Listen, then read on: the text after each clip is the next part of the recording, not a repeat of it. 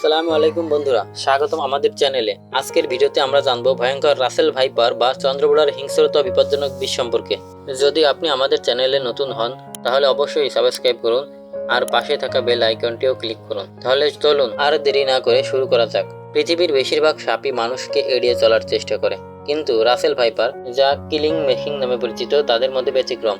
বিষধর সাপ হিসেবে রাসেল ভাইপার পৃথিবীতে 5 নম্বরে থাকলেও হিংস্রতা ও আক্রমণের দিক থেকে এটি প্রথম।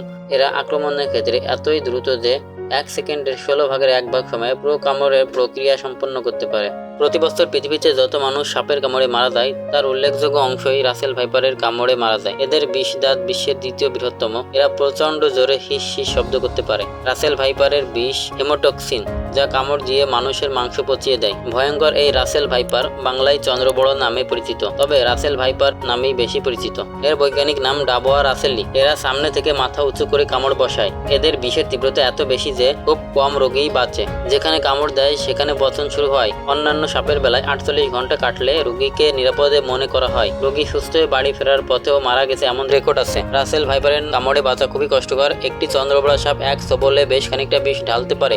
পূর্ণবয়স্ক সাপের ক্ষেত্রে বিষের পরিমাণ 130 থেকে 250 মিলিগ্রাম বা 150 থেকে 250 মিলিগ্রাম এবং 21 থেকে 268 মিলিগ্রাম মাপা হয়েছে। অনেক সময় বিষ নিষ্ক্রিয় করা গেলেও দংশিত স্থানে পচন ধরে এবং খুব অল্প সময়ের মধ্যেই রোগী মারা যায়। পচা অংশ কেটে ফেলার পরেও জীবন বাঁচানো সম্ভব হয় না। সারা শরীরে দ্রুত পচন ছড়িয়ে পড়ে। এর সহিষ্ণু ব্যবহার ও লম্বা বিষ দাঁতের জন্য অনেক বেশি মানুষ দংশিত হন। সাপটির বিষক্রিয়ায় অত্যাধিক রক্তক্ষরণ ও যন্ত্রণার পর মৃত্যু হতে পারে। অধিকাংশ ক্ষেত্রে ভয়ে হার্ট অ্যাটাক ও মৃত্যু ঘটে। অন্যান্য সাপ শিকারকে কামড় দিয়ে সাথে সাথে খেয়ে ফেলে, কিন্তু রাসেল ভাইপার শিকারকে শুধু একা নয়, তার পুরো পরিবার সহ খেতে পছন্দ করে। তাই এটি একটি ইঁদুরকে কামড় দিয়ে ছেড়ে দেয় এবং সেই ইঁদুর গর্তে পালালে রাসেল ভাইপার তার পিছু পিছু গিয়ে পুরো গর্তের সব ইঁদুরকে খেয়ে ফেলে। রাসেল ভাইপার দেখতে অনেকটা অজগরের মতো।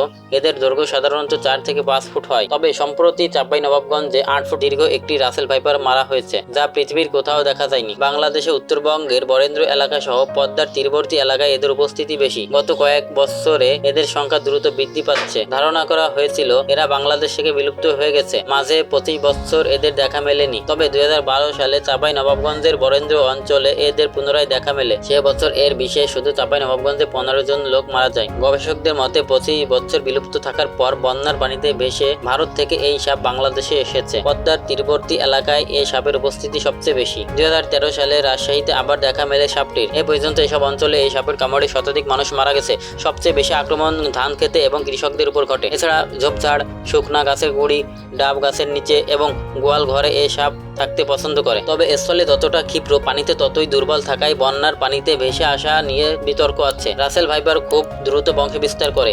অন্যান্য সাপ যেখানে 20 থেকে 40টি ডিম দেয়, সেখানে একটি রাসেল ভাইপার 80টি পর্যন্ত বাচ্চা দেয়। 15 বছর ধরে ওয়াইল্ড লাইফ ফটোগ্রাফি ও বন্যপ্রাণী নিয়ে গবেষণা করা আদনান আজাজ আসিফ জানান, সাপুড়ে বা অন্য কোনো মাধ্যম থেকে এই সাপের সঠিক ধারণা পাওয়া সম্ভব নয়। তার অভিজ্ঞতা থেকে তিনি জানান, এ পর্যন্ত 4 বার বুনো পরিবেশে এই সাপের মুখোমুখি হয়েছি। সামনাসামনি না দেখলে বোঝা যাবে না এই সাপ কতটা ভয়ঙ্কর এবং দুঃসাহসী। বরেন্দ্র অঞ্চলে এই সাপের আক্রমণ বেশি হওয়ার অন্যতম কারণ হচ্ছে ওই এলাকার মাটি ও রাসেল ভাইপারের গায়ের রং প্রায় একই, তাই অনেক সময় না দেখেই মানুষ কাছে চলে যায়। সাপ দেখলে নিরাপদে সরে যাওয়াই উত্তম। কিছু সচেতনতা মেনে চললে এই সাপ থেকে বাঁচা সম্ভব। 1. আশেপাশে পড়ে থাকা পুরাতন গাছের নিচে খেয়াল না করে হাত দেবেন না। 2. ধান কাটার সময় গামবুট ব্যবহার করবেন। 3. ধান কাটা শুরুর আগে হাঁড়ি, পাতিল বা অন্য কিছু দিয়ে প্রচন্ড শব্দ করবেন যেন সাপ ভয়ে পালিয়ে যায়। যেসব এলাকায় বেশি দেখা যায় সেসব এলাকায় সচেতনভাবে চলাফেরা করবেন। সাপের উপস্থিতি লক্ষ্য করলে সামনে থেকে সরে যাবেন। প্রাণীবিদ্যা বিভাগের অধ্যাপক ও বন্যপ্রাণী বিশেষজ্ঞ ডক্টর মনিরুল এইচ খান জানান, ইন্টারনেটের কারণে এখন মুহূর্তেই সাপের উপস্থিতি ও পরিচয় শনাক্ত করা সম্ভব হচ্ছে। 25 বছর বিলুপ্ত থাকার ধারণার সাথে তিনি একমত নয়। তবে রাসেল ভাইপার খুবই হিংস্র। এদের থেকে বাঁচতে হলে সচেতন থাকতে হবে। বন্ধুরা, কেমন লাগলো আজকের ভিডিও কমেন্টে জানাতে ভুলবেন না। যদি ভিডিওটি ভালো লেগে থাকে তাহলে লাইক আর শেয়ার করতে ভুলবেন না। আমাদের চ্যানেলে আরো এরকম ইন্টারেস্টিং ভিডিও পেতে চ্যানেলটিকে সাবস্ক্রাইব করে পাশে থাকা বেল আইকনটিও ক্লিক করুন। আবার দেখা হবে নতুন কোনো মজাদার ভিডিওতে। ততক্ষণ পর্যন্ত সুস্থ থাকুন, ভালো থাকুন। আল্লাহ হাফেজ।